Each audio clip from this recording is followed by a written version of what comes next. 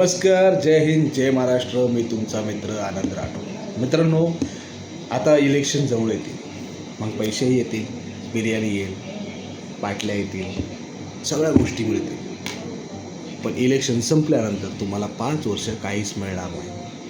म्हणून मित्रांनो, मला एकच विनंती करतो, मतदान त्याला करा जो तुमच्या उपयोगाला येईल, तुमच्या मदतीला येईल, तुमच्या संकटकाळी तुमच्यासोबत उभा राहील.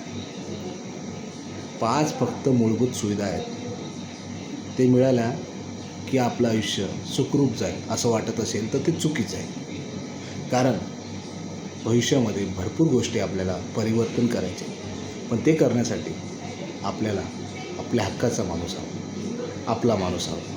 म्हणून वोटिंग करताना मराठी माणसाला पहिले प्राधान्य द्या. आणि दुसरी गोष्ट, जो तुमच्या परिसरामध्ये, तुमच्या विभागामध्ये काम करतो, तुमच्या एका फोनवरती धावून येतो, त्यालाच निवडून आणा. एवढंच बोलतो.